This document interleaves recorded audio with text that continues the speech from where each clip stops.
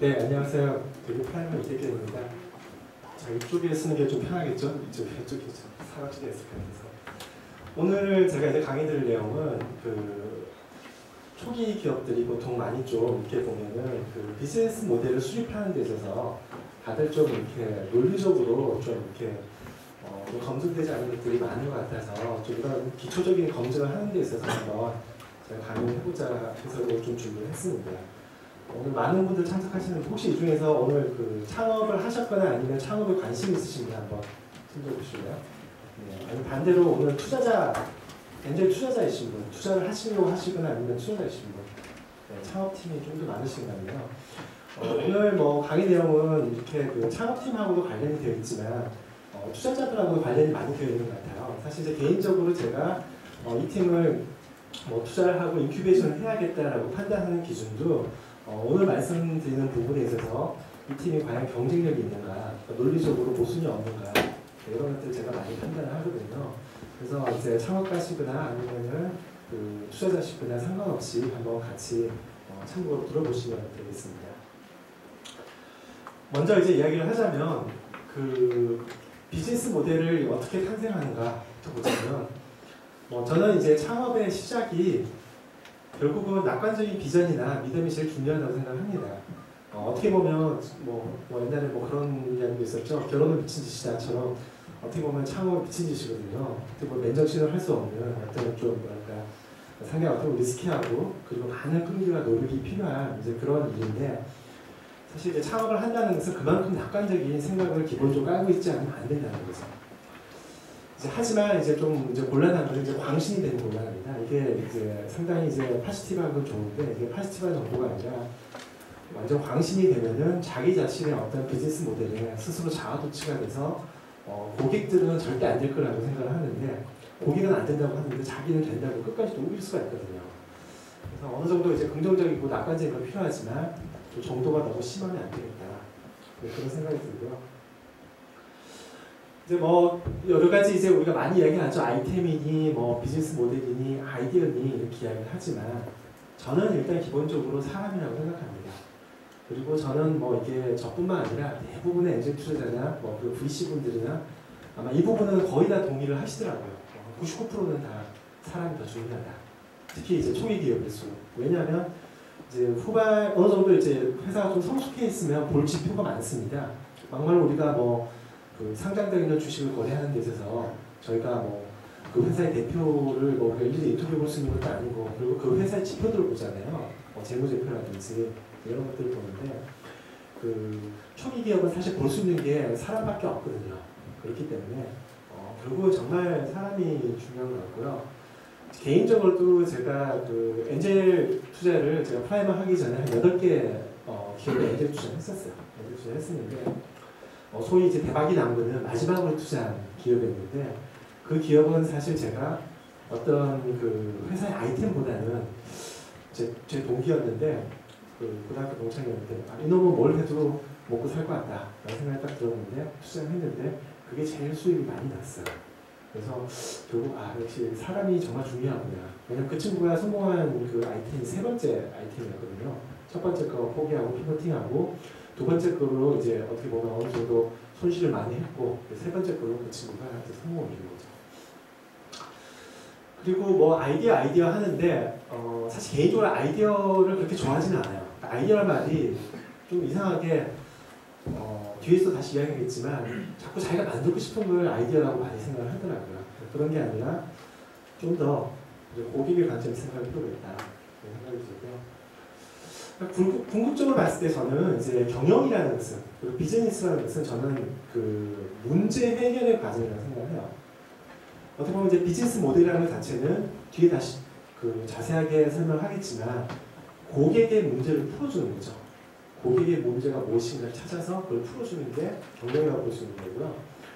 그리고 경영을 해나가는 과정에서 이런 고객의 문제를 해결하는 것 외에 여러 가지 많은 이제 장애물이나 허들들에 부닥치게 돼요. 사내에 어떤 문제도 있고 기타 고객하고 상관없는 여러 가지 문제들이 있는데 그런 것들을 하나씩 그런 장애물과 이런 것들을 해결해 나가는 과정의 연속이 결국은 경영이다.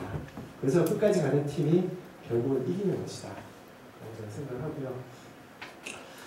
그리고 이제 그런 상황에서 봤을 때 이제 다시 아이디어 이야기를 할 텐데 폴그램이라고 아마 대부분 다 아실 거예요. 그 Y 컴비네이터 창시자시죠. 정말 유명한 분이시고 저도 이제 자주 그분 이제 블로그를 읽는데 이제 그분이 하시는 말씀 중에 하나가 스타트업 아이디어를 찾는 방법을 두 가지로 이야기하시더라고요. 소위 말해서 아이템이 되는 거죠. 이렇게. 첫 번째는 다른 사람이 나를 위해 무엇을 만들었으면 좋겠는가 라는 거고요. 두 번째는 내가 아닌 다른 사람들에게 무엇이 필요할 것인가. 이제 전자는 고객이 자기 자신인 거고요. 그리고 후자는 어떻게 보면 고객이 남인 거죠. 두 가지 방법이 있는데 폴그램 아저씨께서 말씀하신 거는 그래도 전자가 좀 더 쉽다. 그리고 후자는 시간이 많이 걸리고 그리고 더 많은 이제 내공이 필요하다 하는데 저도 전적으로 동감해요. 사실 이제 저는 스타트업들한테 이야기할 때는 대부분 후자도 잘 이야기를 안 합니다. 개인적으로는 특히 어린 친구들, 대학생 팀 같으면 웬만하면은 전자를 해라 라고 이야기를 해요. 뒤에 다시 한번 자세하게 또 설명을 드리겠습니다. 그래서 이제 이런 비즈니스 모델 제일 처음에 탄생하는 과정이 저는 정말 중요하다고 생각을 하는데 제가 드는 느낌이 뭔가 하면 아까도 말씀드렸듯이 대부분의 아이디어가 솔루션인 경우가 많아요. 도대체 문제가 뭔지는 파악을 안 하고 막연하게 고객이 누군지 문제가 뭔지 생각도 안 해보고 이런 게 있으면 좋지 않을까? 라는 아이디어일 경우가 많다는 거죠. 물론 거기서 또 천에 하나 만에 하나 건질 게 있지만 그런 막연한 아이디어는 대부분 다 어떤 고객의 문제를 진지하게 고민해보지 않고 느끼지 못한 상태에서 온 거기 때문에 제대로 된 비즈니스 모델이 되기에는 좀 한계에 부닥칠 확률이 크다라는 생각을 하고요. 그래서 저는 이제 좀 첫 번째는 솔루션보다 문제를 먼저 찾아라. 그러니까 find out을 하는 게 아니라 find를 해라. 영어로 따지면. 그러니까 정말 말 그대로 발견을 하라는 거죠. 발견을 하는 거지 이게 문제를 억지로 우리가 만들어내거나 만들어내는 게 아니라는 거죠. 솔루션은 우리가 찾거나 만들어내는 거지만 문제는 어디까지나 이 세상에 존재하는 것을 찾아내는 거고 찾아내는 게 정말 중요하다는 거죠. 다시 이제 뒤에서 조금 더 자세히 이제 말씀드릴 텐데 일단 비즈니스 모델 탄생 마지막으로 얘기하자면 그리고 또 하나는 이제 제가 강조하는 것은 이것도 절대적인 정답은 아니에요. 제가 말씀드린 정답은 아닌데 대체적으로 제가 많이 이제 권장을 해드리는 것은 무엇인가 하면은 웬만하면은 본인이 잘할 수 있는 걸 해라. 하고 싶은 것보다는. 그러니까 저는 이렇게 생각해요. 개인적인 철학은 취미라면 하고 싶은 걸 하는 게 맞다고 생각해요. 굳이 내가 잘하는 걸 물론 잘 못하면 또 재미가 없어서 안 할 수도 있겠지만 저는 그래도 취미라면 하고 싶은 것을 하는 것이 더 중요하지 않나 개인적으로 생각하고요. 그게 아니고 내가 일로 산다. 그러면 본인이 잘할 수 있는 것을 당연히 하고 싶은 것보다 훨씬 더 중요하다라고 생각을 하고요. 그게 창업이라면 특히 이렇게 리스키하고 어떻게 보면 성공 확률이 정말 떨어지고 이런 창업이라면 본인이 잘할 수 있는 것을 잘 하고 싶은 것보다 하는 게 훨씬 더 중요하다. 제가 여기서 이제 부동원을 이제 3개나 붙였습니다. 그래서 이제 그런 게 그럼 어떤 아이템이 될까? 첫 번째는 아무래도 본인이 많이 해온 전문 분야가 제일 왜냐하면 자기가 업력을 많이 쌓았기 때문에 그쪽에서 성공할 가능성이 커요. 그리고 두 번째는 취미도 방법인 것 같아요. 취미면 자기가 그래도 관심이 많고 남들보다 그래도 많이 하는 분야니까 거기서 뭔가 채워지지 못한 고객의 니즈라든지 또는 고객의 그런 문제가 무엇인지 그런 걸 이제 발견하고 그걸 한번 해결책을 찾아보자, 만들어보자 하는 것도 저는 방법이라고 생각하고요. 대신 너무 매니아틱하면 뒤에서도 말씀드리겠지만 시장성에 있어서 좀 한계가 있을 수도 있습니다. 또 이제 세 번째는 꼭 내가 무슨 전문 분야가 아니라도 실생활 속에서 보면 일상생활 속에서 내가 뭔가 이렇게 많이 불편함을 겪고 거기에 대해서 아이디어가 생각나고 계속 이렇게 꾸준히 생각해보고 고민해보고 분야 이런 것들에서 뭔가 성공할 수 있는 확률이 아이템이 나올 확률이 더 크지 않을까 생각해요. 개인적으로 아까 제가 엔젤 투자 이제 8개 했다고 말씀드렸잖아요. 제가 한 분야가 IT 쪽이 3팀이었고요. 그 다음에 바이오 쪽이 한 팀이었고, 네 팀은 일반 오프라인 서비스 쪽이었어요.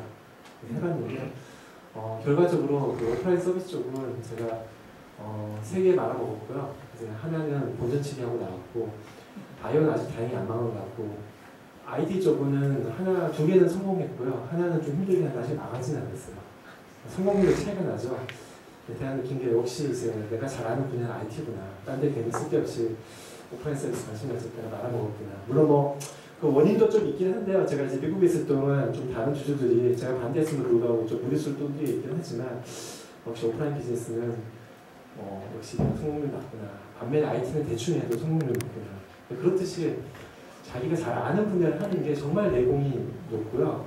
그러니까 이게 좀 뭐라고 할까, 남의 떡이 커 보이는 거야. 저도 이제 오프라인 서비스 쉽게 본 게 내가 안 해봤으니까 자기 건 보면 리스크가 쫙 보이는데 자기가 잘 모르는 분야는 리스크는 허들이 안 보여요. 막 쉽게 먹을 수 있는 것처럼 마치 그 백조가 밑에서 열심히 이제 그 발길질 하고 있는 건 안 보이고 위에 우아한 모습만 보고 남의 떡이 커 보인다는 거죠.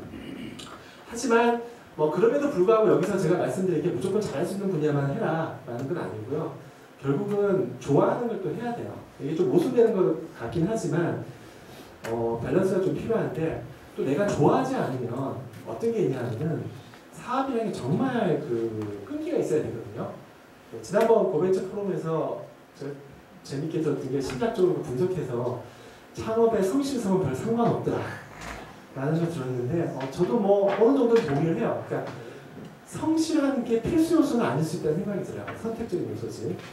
하지만 제 생각에 성실성도 원 오브 댐인데 결국 끈기가 있어야 될 것 같아요. 그러니까 끈기가 있는 방법 중에 하나가 성실성도 있고 뭔가 다른 방법이 있는 거죠.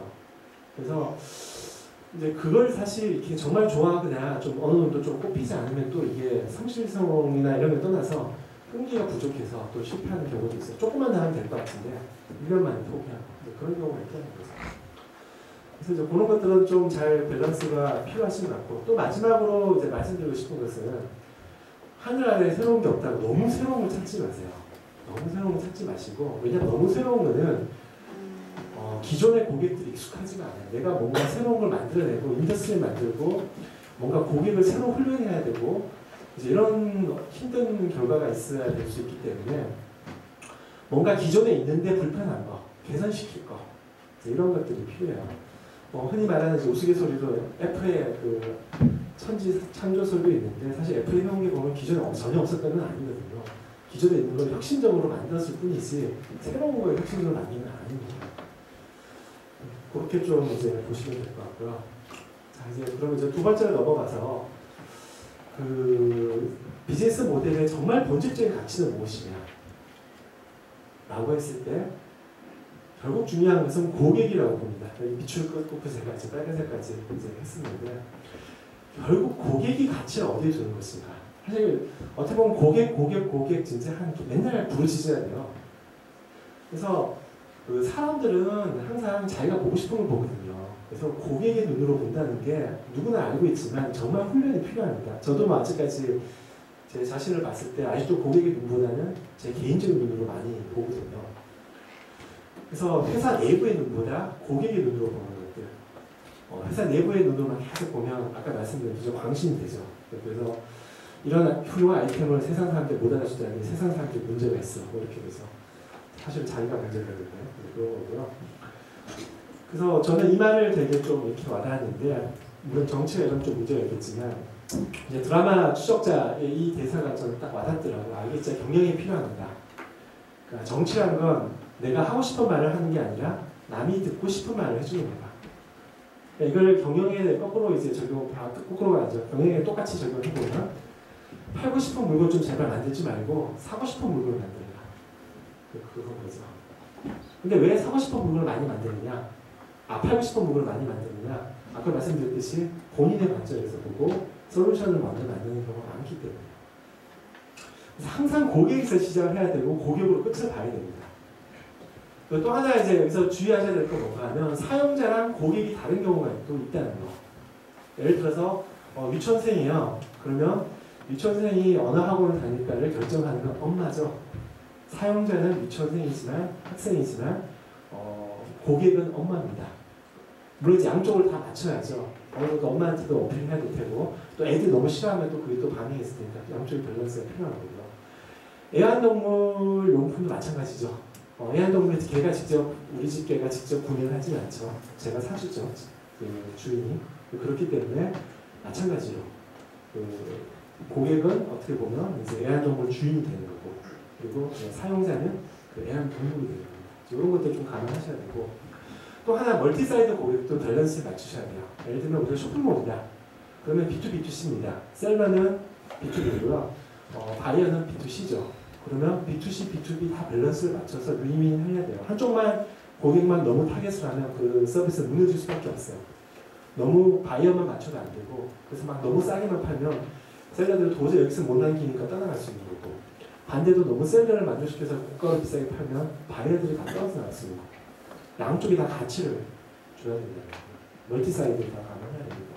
경우에 따라서는 투사이드가 아니라 쓰리사이드가 되기도 하고요. 또 하나는 우리가 무료라고 하니까 사람들이 너무 요즘 쉽게 생각하는데, 요즘 개나 소나 다 무료입니다. 그렇기 때문에 여러분이 설사 무료 서비스를 하더라도 그걸로 해서 광고로 돈을 벌겠다 해도 고객에게 뭔가 가치를, 내가 여기에 시간을 쓸 만큼, 하다못해 시간을 쓰고 아니면 더 발전돼서 이 광고라도 내가 배너라도 클릭해줄 가치를 느끼게 만드는 서비스를 만들어야 된다는 거죠. 그렇기 때문에 항상 고객, 그리고 고객이 어떤 가치를 주는가를 염두에 두고 시작을 하셔야겠습니다. 이제 그 다음에 이제 그 비즈니스 모델의 이제 수립에 대해서 한번 볼 텐데요. 개인적으로 좀 탑다운을 많이 제가 좀 강조를 합니다. 너무 디테일한 걸 처음부터 만들면 그 쓸데없는 군더더기가 많이 들어가고 본질적인 것을 체크를 못해요. 그래서 저는 약간 이런 식으로 많이 이제 제가 권장을 이제 하고 있는데요. 그 첫 번째는 뭔가 하면 먼저 한번 당신의 비즈니스 모델 키워드로 한번 압축을 해봐라. 한두 개. 그게 압축이 안 되면, 물론 경우에 따라서 아주 복잡한 B2B 비즈니스 같은 경우는 좀 그럴 수도 있긴 한데, 대부분의 경우 한두 개의 키워드로 압축이 가능한 경우가 많아요. 그게 안 되면 좀 이제 좀 뭔가 산만한 걸 수도 있는 거죠. 내외적인 경우도 있지만. 그리고 그 다음에는 한 문장으로 표현해봐라. 한 문장 또는 두 문장으로. 그 다음에 이제 엘리베이터 스피치. 피칭할 때 보통 이제 한 3분 이렇게 하죠. 엘리베이터 피칭. 여기까지 설명을 못하면 자기 자신이 스스로 자기 자신의 비즈니스 모델을 잘 모르는 경우가 많아요. 자기 자신을 헷갈리게 하는 거예요. 그 다음에 식스 슬라이드라든지 사업 베이스 이런 식으로 저는 이제 탑다운을 하는 걸 많이 권장하는데, 왜 이렇게 하냐면은 사업 베이스 처음부터 30페이지짜리 40페이지짜리 먼저 만들죠. 그러면 거기 군더더기가 많아요. 그 투자자를 현혹시키기 위한 온갖 껍데기 포장이 많은데, 문제는 자기 자신도 착각해요. 그걸 몇 번 만들고 PT하다 보면 자기 자신이 스스로 세뇌가 돼서 야 그래 이렇게 하면 성공할 거야 라고 자기 만족에 이제 빠지는데, 소위 말하는 계곡장 다 빼고 시작되는 허물 다 빼고 껍데기 빼고 한번 진지하게 볼 필요가 있다는 거죠. 그 외에 이제 밑에 것들은 여러 가지 예제인데, 예를 들어서 대한민국에 가장 많은 자영업자들이 하는 실수가 저거죠. 미투 전략. 차별성이 필요하다는 거. 그 다음에 유행보다는 트렌드가 중요해요. 왜냐하면 유행은 2, 3년이면 끝나요. 그러면 여러분이 이 유행이 뜨는구나 하고 시작하면 1년쯤 있다 보면은 한 1년, 2년 겨우 성공해가지고 우리가 딱 셋업해서 돈 벌려고 하니까 6개월 뒤에 그 유행이 끝나거든요. 그러면 회사가 지속성이 없죠. 하지만 트렌드는 10년, 5년, 10년 가면 우리가 2, 3년 준비해서 한 7, 8년은 그 트렌드를 탈 수가 있는 거죠. 제가 옛날에 미국에 있을 때 잠깐 2004년 제가 잠깐 한국에 나왔어요. 한 2년 있었는데 딱 나왔더니 저기 강남역을 갔어요. 그랬더니 깜짝 놀랐던 게 그 사이에 1년 전에는 그런 게 없었는데 제가 1년 만에 나왔거든요. 중간에 나왔는데 불닭집이 강남역을 온통 뒤덮었더라고요. 저 처음 봤거든요. 1년 만에 들어왔는데 그새 뭔가 불닭이 이렇게 유행하는데 깜짝 놀랐는데, 1년 있다가 제가 미국에서 완전히 들어왔어요. 끝나고 비즈니스 코스 끝나고 들어왔더니 싹 사라졌더라고요. 어떻게 보면 이제 불닭은 하나의 유행인 거고, 반면 그 당시에 유행하던 쌀국수집은, 그리고 동남아 퓨전 음식점은 지금도 잘 되고 있죠. 그런 건 이제 트렌드인 거죠. 그리고 저는 이제 특허는 저렇게 생각해요. 물론 이제 분야마다 진짜 특허가 중요한 부분이 있고, 정말 별 의미가 없는 데도 있고 한데, 대다수는 저는 그래도 특허는 보너스다.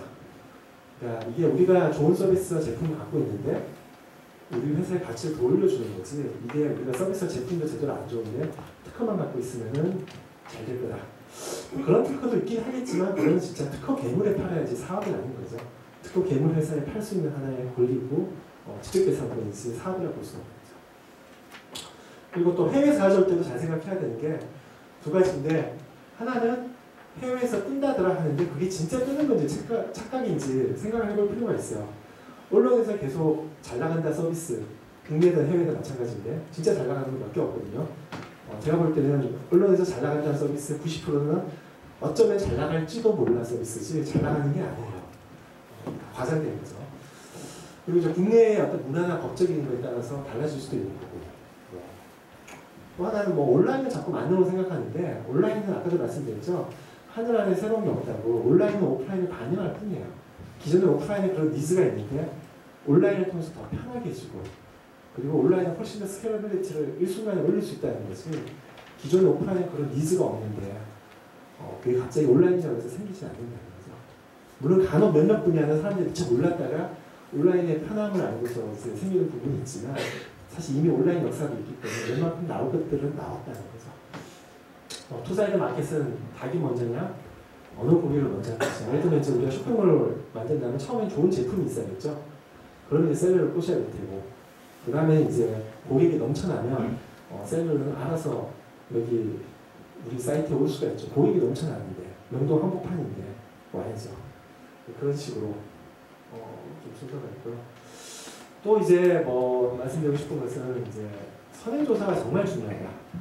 가끔 어떤 팀들 보면 1년 동안 열심히 만들었습니다. 봐주세요 했더니 제가 딱 쳐보니까 구글이 하고 있네요. 딱 그런 데가 많아요. 1년 동안 구글이 하는지 남들 뭐 하는지 찾지도 않는 거죠. 그러니까 대부분의 팀들을 만나는데 요즘은 그런 팀들 좀 줄었는데, 옛날에는 많은 팀들이 제가 딱 그냥 1분 동안만 구글에서 검색해보면 다 튀어나와요. 경쟁사들이. 근데 본인은 어때요? 이런 선행조사가 정말 중요하고요. 그러니까 꼭 기존에 뭐 업체가 없어야 된다는 건 아니지만, 기존에 업체가 있다면 우리가 어떤 차별화된 전략을 가고 그들을 어떻게 이길 것이냐. 그리고 또한 반대로 기존의 업체가 잘 안 되고 있으면 왜 안 되는가. 왜냐하면 우리도 똑같은 시행착오를 겪을 수 있거든요. 걔네들이 바보라서 안 되는 게 아니라 시장이 그만큼 쉽지가 않은 시장일 수도 있는 거니까. 그런 것들.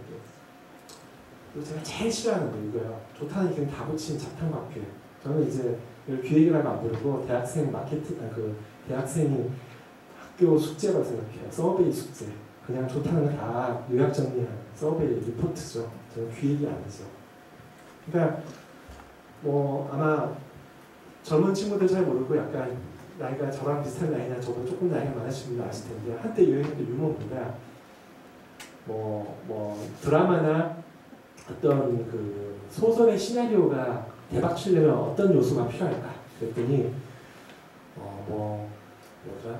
그렇죠. 네, 뭐 종교가 끼어야 되고, 뭐 그다음에 상류 계층이 필요하고, 로맨스가 필요하고, 뭐 기타 등등 필요해서 뭐 미스테리가 필요하고, 그래서 이걸 다 압축한 게 한 용어예요. 하나님 맙소사, 벨라라 공주님이 임신하셨다. 범인은 누굴까? 이거 뭔가 하면 하나님 맙소사가 종교고요. 벨라라 공주님이 SF까지 들어갔고요. 임신하셨다가 로맨스고, 범인은 누굴까가 미스테리입니다. 그랬더니 완벽하죠? 근데 재미없죠, 저거. 그런 것처럼 다 갖다 붙인다고 되는 게 아니라는 거죠. 사실 이제 작가가 기획을 하는 친구들 대부분 초보 기획자야. 초보 기획자고, 그 말은 뭔가 하면 나는 뭐가 뜰지 하나도 몰라. 그러니까 다 해볼래. 그런 거죠. 그리고 이제 구체적으로 좀 고객의 가상시나를 생각해야. 계속 제가 이제 고객을 강조하지만 어떤 가상시나를 좀 디테일하게 생각할수록 여러분의 서비스가 디테일해집니다. 그래서 우리의 타겟 세그멘테이션이 누군지도 잘 나올 수 있고요. 그리고 뭐 이렇게 만드는 비즈니스가 완벽한 게 아니고 아직도 가설일 뿐이에요. 이제 한 5%쯤 이제 검증돼요. 이제 가설인 거죠. 그래서 여기에 대해서 객관적으로 그리고 논리적으로 검증할 필요가 있다는 거죠. 자, 그 다음에 이제 이거 뭐 제가 나름대로 이렇게 프라이머 2010년부터 이제 프라이머 운영하면서 제가 나름대로 한번 좀 그 기존에 제가 본 사업계획서에서 제가 필터링을 하다 보니까 대부분 이 카테고리에서 걸리더라고요. 이 4개 카테고리에서 1개 이상이 걸려서 여기는 왠지 좀 아닌 것 같다, 부족하다라는 느낌이 들었는데 좀 참고를 하시면 될 것 같아요. 투자자분도 뭐 비슷하게 좀 참고를 하실 수 있을 것 같고요. 창업팀은 물론이고. 근데 저는 이 4가지를 다 충족하지 못하면 기본적으로 이 비즈니스 모델이 힘들다라고 생각해요. 뭐 절대 불가능하다는 건 아니지만, 첫 번째는 그 뭔가 하면은 디테일한 고객의 니즈나 문제점이 있어야 된다. 아까도 말씀드렸듯이 모든 비즈니스는 경영은 문제를 해결합니다. 문제가 뭔지 파인드를 잘 해야 된다는 거죠. 두 번째는 그에 맞는 적합한 해결책을 찾아야죠. 이게 그냥 툭 쉽게 나오진 않을 거야. 이런 것도 써보고 저런 것도 써보고 이제 솔루션들을 적합한 걸 계속 튜닝해 나가야 합니다. 세 번째는 우리 팀의 핵심 경쟁력이 있어야 돼요. 이게 진입장벽이거든요. 물론 뭐 경우에 따라서는 뭐 남들보다 먼저 해서 카카오톡 같은 게 그렇죠. 네트워크 효과로 인해서 빨리 선점할 수 있죠. 소셜 네트워크 같은 것들이라든지 네트워크 효과가 있으니까 그렇긴 하지만 뭐 그런 걸 제외하고 우리가 뭐 기술력이 뛰어나든 뭐 영업력이 뛰어나든 아니면 교육력이 뛰어나든 뭔가 남들보다 이 문제를 해결하는 데 있어서 우리 팀이 더 잘할 수 있는 분야를 해야지. 아까도 말씀드렸듯이 하고 싶은 문제보다는 팀 차원에서 잘할 수 있는 분야를 찾을 필요가 있겠다. 마지막으로 이제 시장성이 있어야 되죠. 뭐 고객은 열심히 문제 해결해 주는데 돈이 안 되더라. 그럼 또 답답합니다. 그래서 한번 뭐 구체적인 좀 케이스를 보면은 좀 잘못된 케이스인데 제가 제일 많이 보는 케이스. 제가 볼 때 아마 사업 케이스 쓰시는 분들의 스타트업의 한 7, 80%는 다 이 케이스에 해당되지 않을까 싶은데 아까도 말씀드렸듯이 해결책을 먼저 만들고 아이디어가 딱 떠올랐어요. 이 아이디어가 고객의 니즈를 뭐 좀 이렇게 심도 있게 고민해 본 것이 아니라 그냥 이런 게 있으면 좋지 않을까? 라는 막연한 생각인데 그냥 거기다가 솔루션을 먼저 만들고 어떻게 보면 고객의 니즈는 사업 BX를 잘 채워넣기 위해서 배경 설명으로 끼워 맞춘 거죠. 실제로 이야기해보면 다 나와요. 그래서 앞만 봐도 좀 앞뒤가 안 맞아요. 그래서 제가 창업한 팀들한테 항상 물어보거든요. 왜 창업했느냐? 왜 이 아이템을 하느냐? 그래서 이야기하다 앞뒤가 안 맞으면 솔직히 이야기해봐라. 그러면은 결국은 대부분 이 케이스더라고요. 그냥 이게 좋아서 해봤는데 고객의 니즈는 좀 끼워 맞췄어요. 안 될 거 아니에요? 이런 식으로 이제 물어보는 거죠. 그 다음에 이제 두 번째는 추상적인 니즈들. 그러니까 예를 들면 여행이다. 그러면 우리가 여행 서비스에서 뭘 해결해 줄 것인가? 막연하게 여행을 해결하는 게 아니라 우리가 진짜 어디에 갈 것인가 이런 예를 들면 뭐 여행 사이트 중에서 이렇게 여행 사이트 멋있는 데들 이제 소셜 네트워크 서비스나 포털들 올라와 있는 데 있잖아요. 거기서 해주는 거는 이 사람을 하여금 여행 사진들을 보고 여행을 떠나고 싶게 만드는 그런 역할을 하는 거죠. 어떤 데는 여행 계획을 짜고 어떤 데는 뭐 할인 티켓을 뭐 비행기 티켓이나 이런 걸 구매하고 어떤 데서는 뭐 실제 여행지에 가서 뭐 로컬이나 어떤 지도 서비스가 될 수도 있고 이런 식으로 여행 서비스를 해도 디테일하게 나눠보면 아까 말씀드린 구체적인 시나리오로 딱 들어가면은 상당히 영역이 세분화돼요. 그래서 이제 그런 것들을 구체적으로 생각을 해야 됩니다. 그리고 이제 좀 요즘은 좀 많이 나아진 것 같은데 초기에 그 사회적 기업들이 대부분 이 문제를 안고 있었어요. 제가 생각하는 뭐 물론 이제 비유긴 합니다만 제가 초기에 그 사회적 기업들을 보면은 옛날에는 대부분의 사회적 기업들이 제가 보기에는 뭘 할래요? 그러면 이제 우리 동네 문제를 해결하는 게 아니라 우리는 세계 평화, 은하계 평화를 이루겠습니다. 이런 아주 거창한 세계 정부가 생겨도 해결할 것 같아요. 그런 아주 큰 문제를 해결하는데 그런 것보다 좀 더 구체적이고 스타트업답게 좀 타겟을 좁혀서 갈 필요가 있다고 해서. 왜냐하면 니즈가 구체적이지 않으면 솔루션이 나올 수가 없어요. 제대로. 추상적일 수밖에 없죠. 또 이제 하나는 뭔가 하면 또 약간 자아도취인데 여기 밑에 사진 그림 두 개 보이죠? 차이점이 보이시나요? 잘 안 모르겠죠? 그림 좀 작아서 그런 것도 있죠. 그냥 제가 신문에서 캡처한 건데 가끔 보면 잡지나 신문에 나오죠. 두 개의 그림을 딱 놓고 틀린 부분 찾으십시오. 그러니까 본인은 막 틀리다고 우겨요. 우기는데 제가 볼 때 이런 거예요. 사용자 원격 보기에는 전혀 다른 점이 없어요. 기존 서비스랑. 그러니까 자기가 차별점이 있다고 주장하는 게 중요한 게 아니라 고객이 인정을 해주는 서비스가 중요하다는 거죠. 또 하나는 누구나 니즈는 알고 있는데 해결책이 없는 경우가 있어요. 뭐 경우에 따라서는 이게 법적인 이슈가 너무 복잡해서 도저히 풀기가 힘들다. 한국에 있으면. 나라별로도 그런 것들이 있거든요. 지금 예를 들면 공유경제도 부분적으로는 지금 법적인 이슈들이 많이 걸려있죠. 미국도 에어비앤비 같은 경우 주마다 다르고 우버 같은 경우도 그렇고 뭐 예를 들면 이제 그런 이슈들이 있는 거죠. 또 하나는 정말 좋은 서비스인데 만들 사람이 없어요. 기술이 너무 오버 테크놀로지야. 구글도 지금 못해. 구글도 한 50년 뒤에나 만들 수 있는 서비스인 것 같아요. 스타트업이 하긴 별로 좋지 않습니다. 뒤에 숨겨놓은 외계인이라도 있어서 고문해서 만들면 모르겠지만 힘듭니다. 또 하나는 이제 니즈가 있긴 한데 좀 강하지 않은 경우가 있어요. 그러니까 보통 이제 여러분 니즈를 딱 듣고 설문조사 같은 거 하면 처음에 반응이 좋을 거예요. 왜냐면 여러분이 좋게 나오도록 만들었거든. 제품을 만든 게 아니라 설문조사입니다. 그럼 이제 고객 입장에서 좋게 줘요. 근데 막상 뚜껑을 열면 그 중에 100분의 1도 안 사요. 좋은 제품이면 아마 20분의 1 정도 살 거예요. 타겟되는 사람 중에. 그건 훌륭한 거고요. 그러니까 결국은 니즈가 그만큼 강하지 않다는 거죠. 그러니까 와우 할 정도로 어떤 니즈나 문제가 강하면 훨씬 더 여러분의 비즈니스에 고객이 생길 확률이 크지만 있으면 뭐 나쁘지는 않네 이렇게 되면 뭐 not bad 이렇게 되면 좀 힘들다는 거죠. 물론 뭐 여기 이슈는 있습니다. 니즈 말고 완츠가 있지 않냐. 특히 이제 애플이 그런 거 잘한다. 그러는데 제가 볼 때 약간 완츠는 약간 완츠로 진짜 대박을 칠 수도 있긴 해요. 게임 같은 것도 일부 좀 그런 성격이 있는데 게임 안 한다고 우리가 뭐 실생활에서 문제가 있는 건 아니잖아요. 그게 바이러스 바이러스에 비타민이 이제 보통 우리가 완츠라고 할 수 좀 완츠라고 할 수 있고 니즈는 어떻게 보면 이제 페인킬러라고 할 수 있는데 그래도 스타트업이라면 저는 페인킬러가 좀 더 낫지 않을까 생각합니다. 그러니까 완츠를 만드는 건 좀 쉽지가 않은 것 같아요. 성공률도 떨어지는 거고 물론 잘 되면 대박이 될 수 있지만 애플처럼요. 그리고 또 하나는 이제 핵심 경쟁력을 엉뚱한 데서 찾는 거죠. 옛날에 어떤 팀을 딱 봤는데 본인의 핵심 경쟁력을 딱 잘 알고 있더라고요. 우리의 핵심 경쟁력은 그래서 뭐가 차별점 뭐야 그랬더니 우리는 세상에서 제일 뛰어난 문자 인식에 기반한 문서 시스템을 만들겠습니다. 딱 그래요. 그래서 남대로 차별점은 잘 알고 있는데 그런데 멤버를 봤더니 개발자가 없네요. 그랬더니 개발자는 어떻게 하시려고요? 그랬더니 개발자에서 투자 받으면 뽑을게요. 제가 그러면 그 훌륭한 개발자한테 투자하지 왜 그렇게 투자를 하겠습니까? 반대로 어떤 팀은 반대요. 그 팀은 정말 기술력은 좋은데 자꾸 마케팅으로 승부를 하려고 하는 거예요.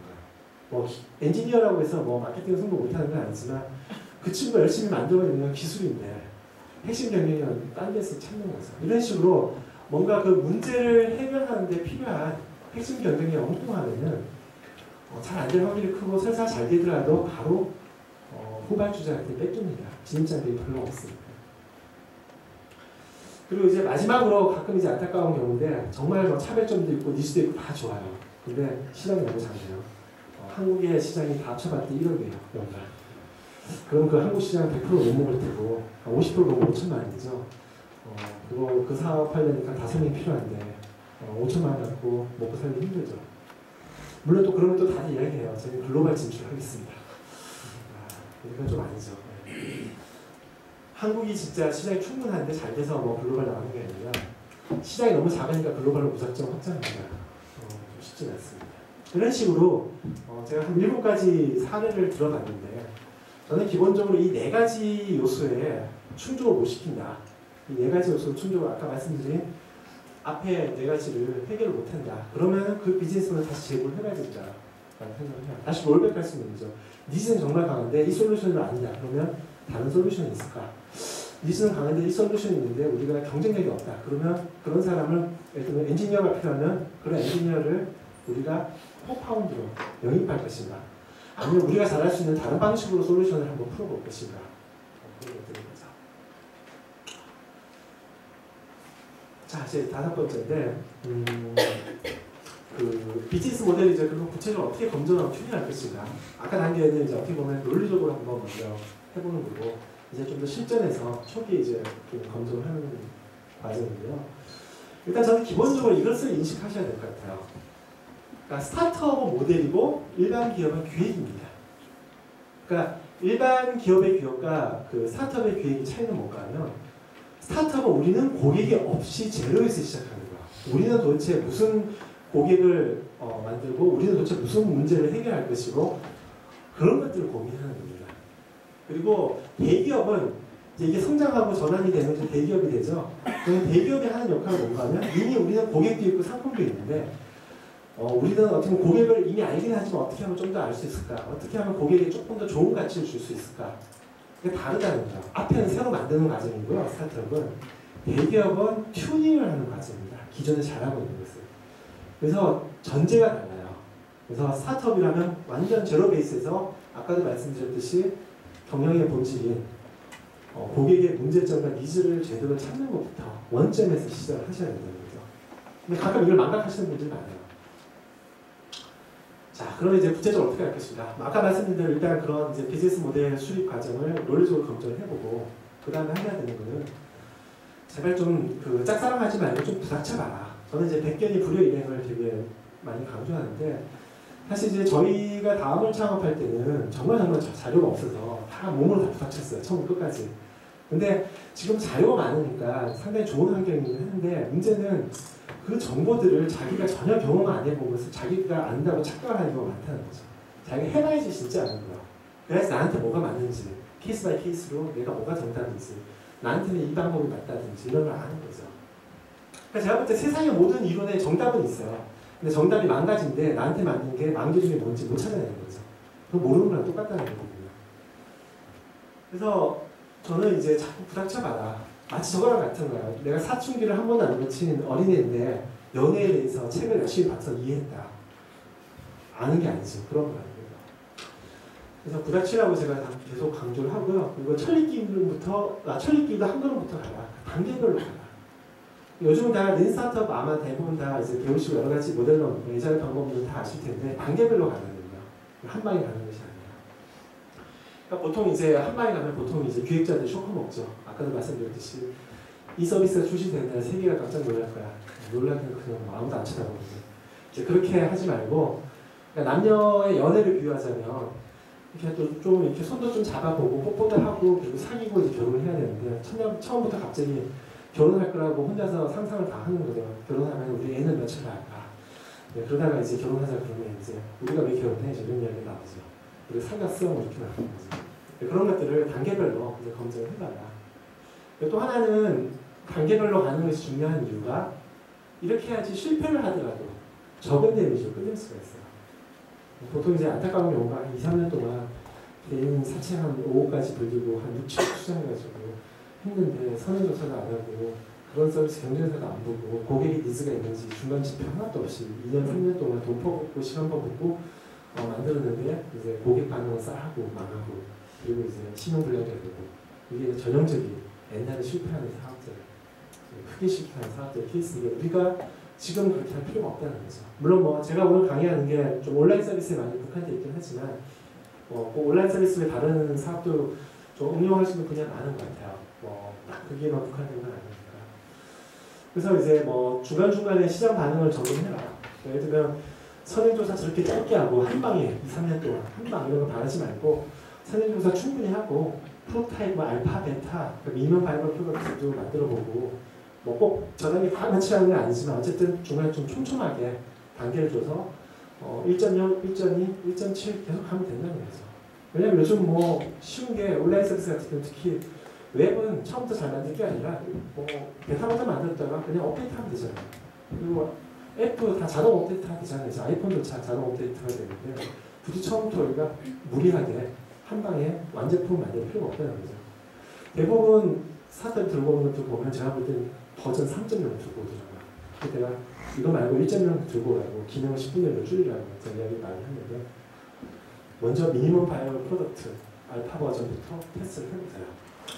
좀 하드웨어는 조금 차이가 있을 겁니다. 하드웨어 같은 경우는 그러니까 제품을 한번 디플로이 하려면 뭐 여러분들이 사실 뭐 소프트웨어 달리 업데이트가 쉽지가 않으니까 제약은 있지만 그런 하드웨어조차도 여러분들이 시장 조사라든지 아니면 뭐 클로스드 그룹으로 우리가 좀 알파 테스트 프로타입을 해본다든지 뭔가 단계를 나눠서 가실 부분이 있을 거라 생각하는 거죠. 그리고 뭐 또 한 가지 이제 덧붙이자면 이제 톰 피터스의 저는 이제 준비 발사 조준이라는 참 와닿던데 처음에 저도 이게 뭔 소리인가 싶었어요. 좀 말이 안 되는데 왜냐하면 조준을 먼저 하고 준비하고 발사를 해야 되는데 이게 왜 거꾸로 저렇게 하느냐. 그래서 가만히 생각해 보니까 이해가 가더라고요. 그러니까 비유를 하자면 우리가 이제 나로 발사할 때 실패 많이 했죠. 엄청나게 준비했습니다. 1년 동안 막 준비하고 다음에 또 이제 실패하면 다음에 또 1년 있다가 발사를 했는데 그렇게 스타트업은 대기업처럼 무슨 미사일 발사, 나로 발사하듯이 막 이렇게 막 공학자들 엄청난 설비 갖다 놓고 정밀하게 측정해서 이렇게 쏘는 게 아니라 옛날에 포트리스 게임 아시죠? 유행했던 거. 그런 것처럼 한번 대충 눈대중을 한번 보고 한번 쏴보고 왼쪽에 맞으면 조금 더 쳐서 올려서 우측으로 좀 맞추고 조준을 계속 그런 식으로 계속 쏴보면서 가는 게 반복과 학습을 통해서 가는 게 린 스타트업이고 저는 그게 과연 스타트업의 진정한 방법이 아닌가. 특히 이제 요즘에는 대기업조차도 저는 린 스타트업 많이 써야 된다고 생각하는 게 특히 IT 쪽은 워낙 빨리 변하는 세상이기 때문에 아까 말씀드린 대로 대기업조차도 2년, 3년 이렇게 쫙 조차해서 가면 그 사이에 어떻게 시장이 변할지 몰라요. 튜닝을 중간중간에 해줘야 된다. 또 하나는 그 좀 한우물을 세상에 제일 힘든 게 적당한 거. 뭐 적당하다는 게 나쁜 뜻은 아니고 적절하게 하는 게 적당한 수준을 하는 게 참 힘든 것 같아요. 그래서 어떤 팀은 딱 보면은 두 가지 유형이 있는데 극단적인 경우가 한 스타트업은 도대체 비즈니스 모델을 한 10가지를 2년 동안 3년 동안 10가지 나중에 6개 진짜 한 팀을 봤어요. 피노톤을 도대체 얼마나 하는지. 그러니까 제 방식대로 비유를 하자면 우물을 팔려면 10m, 20m 파야 되는데 1m만 파고 물 안 나오네? 그리고 포기하는 거예요. 너무 끈기가 없는 거죠.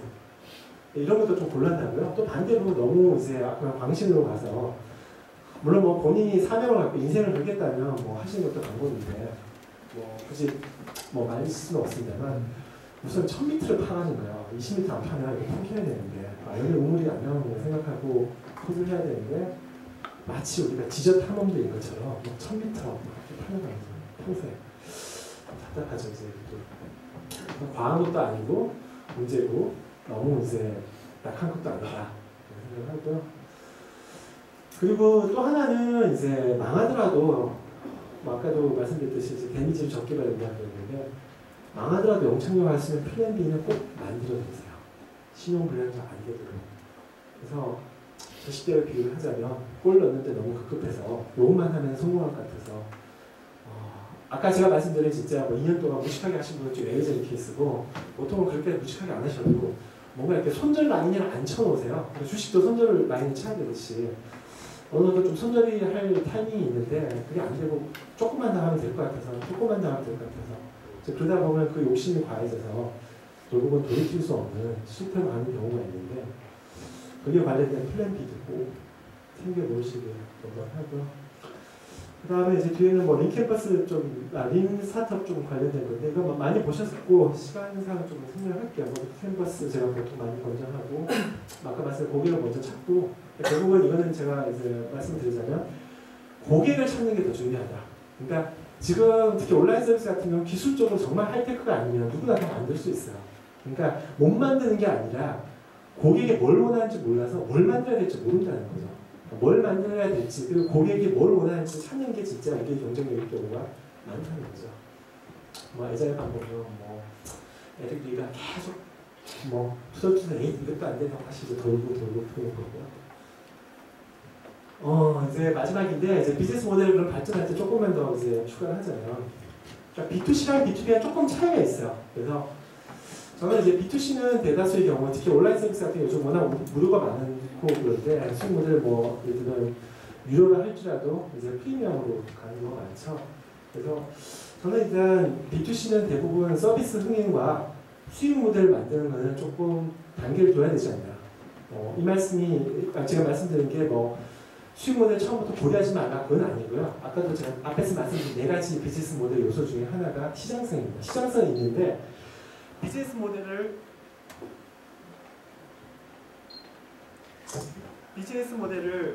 그 검증을 딱 하는 게 아니라 일단은 서비스가 먼저 되는가를 검증을 하시고 그 다음에 어느 정도 서비스가 검증이 되시면 그 비즈니스 모델을 그 다음에 검증을 하시는 게 좋다는 거죠. 그래서 좀 두 단계를 조금 나누시는 게 좋지 않을까. 뭐 그렇게 해서 완전히 뭐 따라하는 건 아니고요. 어느 정도 그때 어떤 집중해야 될 지표가 좀 다르다. 그리고 이제 B2B는 시장 역학관계, 진짜 그 인더스트리를 잘 아셔야 돼요. 사실 학생팀이 좀 하기 힘든 게 저는 B2B라고 생각하거든요. B2C는 암만 물론 이제 업력에 따라 다르지만 아무리 포털에서 예를 들어서 뭐 진짜 교육을 많이 해보신 분도 진짜 B2C로 사용자가 어떻게 반응을 할 것인지는 뚜껑 열어봐야 알아요. 물론 성공률이 좀 더 높겠지만. 근데 B2B 같은 경우는 정말 업력이 있으시고 그리고 B2B로 많이 서베이를 해보시면 의외로 좀 문제라든지 그런 여러 가지 발로 뛰어서 알아낸 그런 정보들이 실전에 먹힐 확률이 높습니다. B2B가. 그래서 두 가지 조금 차이가 있다는 거. 그리고 또 하나는 결국 제휴보다는 본인이 해야 된다. 그 얼마 전에 한때 유행했던 거 있죠? SNS에서 뭐 투자 받은 이후에 망한 기업의 뭐 단서인가? 그렇게 해서 근데 거기다 보면 나오죠. 열심히 브랜딩 뭐 에이전시 만나고 제휴 찾다가 다 도장 못 보고 다 망했다 그러는데 그런 것처럼 결국은 직접 해야 돼요. 그러니까 저도 다음을 하면서 제휴로 덧받는 건 거의 없었던 것 같아요. 그냥 물론 뭐 저희가 제휴할 업체 별로 없을 수도 있지만 그것도 같고 그리고 저도 맨날 저희 스타트업들 저희 팀들도 웬만하면 제휴 너무 기대하지 마라라고 얘기하는데 결국 그게 기대하고 은근히 뭐 돈은 많이 안 들어도 그 엄청난 시간, 리소스 들여서 6개월, 1년 투자했는데 결국은 별볼 없이 끝나는 경우 많아요. 진짜 몇 팀 못 봤어요. 저희 팀 중에서도 특보는. 그리고 이제 정말 제가 이제 중요시하는 게 아까 또다시 이제 말씀드렸지만 고객이 정말 중요하다. 그래서 고객의 귀를 기울이는 게 중요하고 최종 심사위원은 고객이에요. 그래서 가끔 보면 어떤 팀이 보면 경진대 나서 떨어졌다고 좀 이렇게 너무 의기소침하기도 하고 또 어떤 팀은 경진대에서 붙었다고 야 이제 막 우리 투자자가 줄었을 거야. 우리는 잘 되는 팀이라고 착각하는데 너무 일희일비할 필요 없습니다. 그나마 투자는 투자자들이 여러분을 엄청나게 만나고 한 번 만나서 결정하는 게 아니라 그래도 좀 많이 검토하고 또 돈을 퍼붓는 거잖아요. 투자자 입장에서. 그러니까 더 신중하게 결정하지만 일반 경쟁력은 저도 심사위원 정말 많이 참석합니다만 시간이 너무 짧아요. 여러분을 제대로 평가하기에는. 그러니까 면접을 취업 면접을 보자면 진짜 10분 15분 딱 보고 끝났는데 저도 사실 제 판단이 틀릴 때가 많거든요. 왜냐면 시간이 부족하니까. 그리고 설사 저를 포함해서 멘토나 심사위원이 절대적으로 맞다라고 해도 고객의 반응이 틀리면 그건 틀립니다. 어디까지나 멘토나 심사위원은 예상을 할 뿐이지 실제 검증을 하는 것은 시장에서 여러분의 고객을 통해서 검증을 하는 거기 때문에 정말 고객이 여러분의 최종화 심사위원이다. 그리고 절대 편파적이지 않습니다. 고객도 대부분의 경우는 공정해요. 공정하기 때문에 고객을 끝까지 보시라 라고 말씀드리고 싶고요. 또 이건 많이 나긴 하지만 툴 좀 너무 좋아하지 마시라. 그러니까 툴이나 방법론의 본질을 너무 벗어나서 툴이나 방법론에 또 너무 연연을 하시기도 하는데 그 툴이나 방법론이 본질적으로 뭘 추구하는지를 아시고 하시는 게 중요한 것 같아요. 여기까지 어쨌든 쭉 설명을 드렸고요. 오늘 제가 말씀드린 내용 중에서 제 블로그에 보시면 여기 스타트업 관련 링크 모음 링크라는 게 있는데 거기 가면 아까 말씀드린 4가지 원칙과 자주 하는 7가지 실수 비즈니스 모델이 있으니까 한번 관심 있으신 분은 메모하셨다가 블로그 와서 한번 보시면 좋을 것 같고요. 기타 관심 있으신 분은 트위터나 아니면 페이스북은 제가 친구도 잘 안 되시니까 페이스북은 친구들 너무 좀 사생활 침해가 있어서 팔로잉 해주시면 기타 경영에 관련된 것들 트윗이나 보실 수 있을 것 같습니다. 네, 이 정도로 마치고요. 좀 시간이 앞에서 진행이 밀렸는데 질문 있으시면 한두 개만 받고 끝내도록 하겠습니다. 혹시 궁금하신 분? 네. 스타트업 할 때 이게 1m인지 10m인지 판단하기가 쉽지 않잖아요. 얼마나 그게 힘들죠.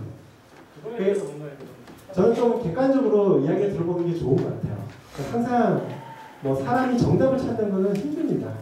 어느 게 적당한지, 이게 맞는 답인지. 근데 제가 한 가지 그래도 힌트를 드릴 수 있는, 힌트라고 생각할 수 있는 게 본인만의 생각이 아니라 그 밖에서 어떤 피드백들, 멘토 피드백도 있지만 주위의 어떤 고객이나 기타 아는 지인이나 이런 피드백을 통해 들어보면 조금 더 객관적으로 그 힌트가 되지 않을까 그런 생각을 합니다. 또 다른 질문 있으신가요? 저는 이제 벤처 멘토링 센터하고 그다음에 한양대 스타트업 아카데미들 많이 다니고 있는데요. 네. 프라이머 인큐베이팅 센터는 어떤 게 좀 특별하게 있는지?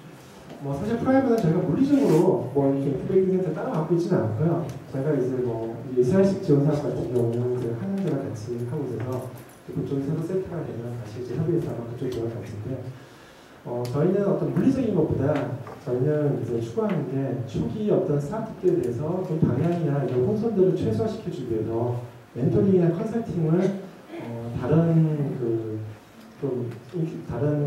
VC나 투자자보다는 훨씬 더 저희가 좀 타이트하게 하는 게 저희 특징이 아닐까 싶은 생각을 하고 있습니다. 사실 초기 스타트업들 같은 경우 저희 경험상 보면 세문이 보고 물론 뭐 저희가 그런 것도 지원합니다만 그런 이슈는 사실 조금 더 커야지 되고 저희가 만난 팀은 처음에 도대체 뭘 어떻게 해야 될지 진짜 그런 경우가 많거든요. 제가 예전에 토즈 대표님하고 얘기했는데 토지의 법무 지원, 세무 지원, 회계 지원이 있는데 아무도 안 쓴대요. 그러니까 그게 몰라서 안 쓰는 것도 있지만 정작 해결해야 할 문제는 다른 숙제들이 많아서. 그래서 저희 이제 프라이머 같은 경우는 다 창업을 직접 해본 파트너들이기 때문에 이제 직접 그런 어떻게 보면 이제 뭐 투자자로서의 역할도 있지만 어떤 선배 창업가로서 좀 더 우리가 원투원으로 좀 더 코치를 잘해줄 수 있지 않을까 그런 생각을 합니다. 네, 그럼 이 정도로 마치도록 하겠습니다. 감사합니다.